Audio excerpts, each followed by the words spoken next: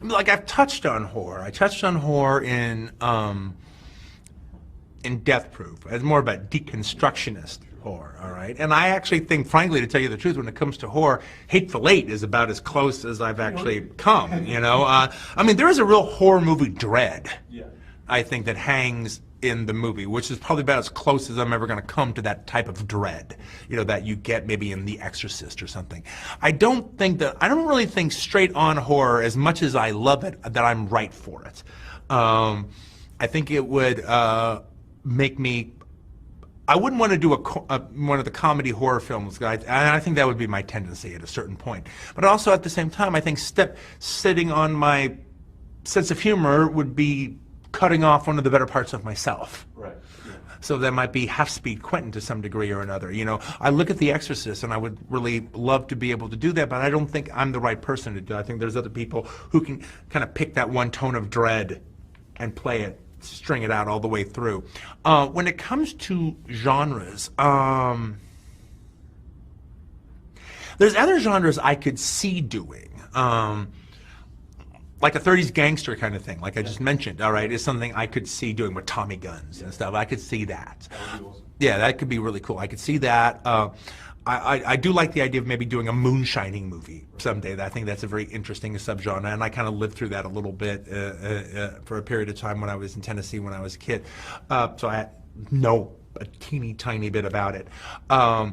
But as far as, I really don't see me doing science fiction, to tell you the truth. I think I've done a lot of the genres that I really, really had a burning desire to do. You know, there's a Reservoir Dogs quality to this film, but Reservoir Dogs, The Thing was a big influence on Reservoir Dogs. And I mean, there's obviously aspects about it that that are similar. Kurt Russell is one of the stars, you know, Morricone does the soundtrack, and, you know, there's the snow. Those are big elements. But those are what they are. The real elements that I think what The Thing has, the Carpenter's The Thing has to do with my film, is the fact that they're both studies of paranoia. None of the characters can trust the other characters, but yet they're trapped together because they can't leave because of the harsh elements. And it's basically what happens as they try to deal with each other. And not only that, though, there is another aspect. I defined it when I saw The Thing, and I tried it in Reservoir Dogs, and I tried it in this movie, where, to me, the paranoia in The Thing was so thick, and it was so bottled up in that shelter, that the paranoia bounced on the walls throughout the movie until it had nowhere else to go but through the fourth wall and into the audience. That's what I hope that I share with The Thing more than anything else. The first time I was actually really like almost terrified and sickened by a movie was I was in the 5th grade. The double feature was Don't Go in the Basement and Last House on the Left. So Don't Go in the Basement, you know, that's pretty easy. All right, so then Last House on the Left starts. And it was so scary and so violent, and so that was exactly my fear. I wasn't afraid of monsters. I was afraid of home invaders. When I was a little boy, I was afraid of home invaders. To me, that was the worst thing, is people coming in and commandeering your family or commandeering you. It was just so terrifying. You know, Krug and company, David Hess and Fred Lincoln and all those guys. The kind of movies you're talking about, when we talk about these exploitation films, were films that, for a great extent, weren't taken seriously, and so you could actually bring your own set of feelings to them, and your own, and help you build a sensibility, because there wasn't a real critical mass, pardon the expression, of critics talking about what these movies were. You could go out and find things with them, couldn't you? Well, yeah. Well, one of the things, I mean, you know, people oftentimes will ask me why it is that I respond to, you know, for lack of a better, we can call it exploitation cinema, B cinema, genre cinema, whatever. Why I respond to it so much. One, I've always really, you know, of course I'm going to respond as a cinema lover to stuff that's viscera. It's you very know, primal, isn't it? It's primal, and there's something going on, and you know, and it may be subversive, it may be this, but you know, there's something going on there. But the number one reason I like those movies, you know, what I do with them is different. All right. I'm taking them and I'm turning them into something else. Hopefully you get the same viscera. Hopefully you get the same charge and you know, electricity of it. But one of the biggest thrills to me cinematically watching those movies is it's easy for a normal audience to just see a B movie from any kind of era right now. All right, straight-to-video movie. It's like, oh, that's not very good, and those actors, whatever. There's many cheesy elements in it. They haven't had much time. And it's easy for people to put themselves above a movie. But when they don't put themselves above a movie and they keep watching it, it's just keeping you interested enough to keep watching.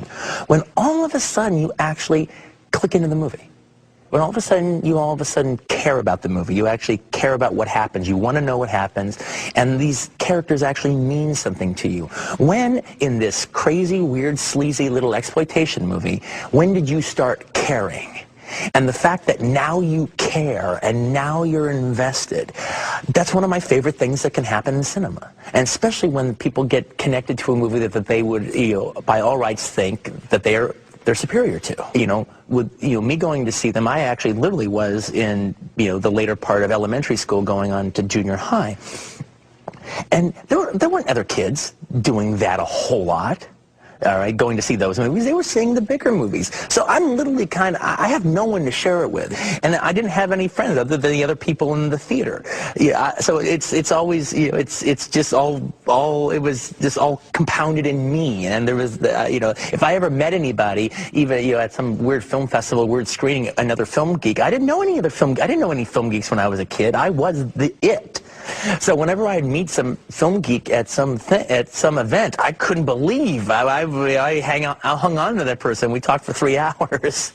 They knew all the actors I know. I think Rosemary's Baby is actually one of the greatest movies ever made now and stuff. But it was one of those ones that I ended up missing it. It was just so famous by that time. And also, for some reason, I never took it home to watch it on video. And I didn't really want to watch it on television, because usually before video cassettes, when a cool movie ended up on television, well, that was the death of it, because they were going to cut the crap out of it.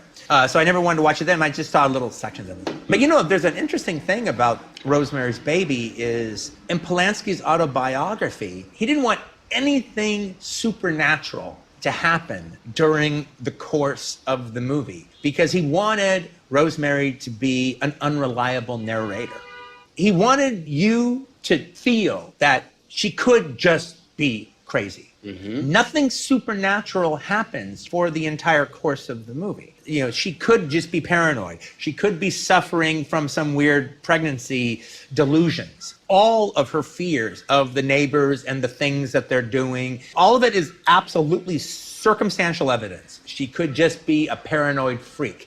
Even to the point when she goes to her Charles Grodin, her first doctor, and even when sinister Dr. Saperstein says, if you don't quit messing around, we're going to take you straight to an insane asylum. Well, if she was actually really flipping out, that's probably what they would say to her. Even the lovemaking scene, well, that could just all be a dream. That's a really interesting point. It's not until she actually says, what have you done to his eyes, that there is finally a physical manifestation of what she's been talking about. And after that, Polanski, it's 1968 that movie comes out. In Hollywood, there's no hotter director than Roman Polanski. Oh, he was the hottest director, most famous director in the world. Now, what do you think it was about that one movie? Because there had been a lot of hit movies, but what was it about Roman Polanski and that movie that made him an international, world-famous superstar? Well, it was that movie. That movie caught a wave. That movie made $30 million back when movies didn't make $30 million, not in their first run. If a movie made $12 million, oh wow, that's a huge hit. That's a smash. My Fair Lady would make $60 million or $70 million. Sound of Music would make $60 million or $70 million because they played for 3 years straight continuously, and every family in America saw it like 3 times. So to make, in your initial run, make $30 million in a movie that they're being rather prohibitive about who and who can't see it, it was a phenomenon. And the devil had never been dealt with in that realistic a form before. A horror film had never seemed both so completely realistic, completely living in the world that we know. The Vidal Sassoon haircut, the music, everything about it. And then yet be terrifying. It was also the explosion of Mia Farrow as an icon as a style icon. Twiggy could have played that part with the Sassoon haircut, with her Peyton Place lineage, and then the whole Frank Sinatra of it all still attached to everything. It was an absolute phenomenon. A film that I really liked that came out in the last year, and I don't know if it's come out in England yet, but it was a really clever horror film that came out in America called It Follows. And did it play out here? Yeah, absolutely. Oh yeah, I'm a big fan. Did you see it? I haven't yet. Yeah, it's really good. However, one of the problems with the film to some degree is the fact that people want to tell the story, all right, in order to get people to go see it. I actually think this movie has one of the best exposition scenes that I've seen in, frankly, maybe ever. I mean, I actually think it's one of the best exposition scenes. But for the movie to truly, truly work, you need to go in not knowing what it's about, and you need to be watching it going, what the bloody hell is going on? And then the exposition scene explains it. And that's the best way to view the movie.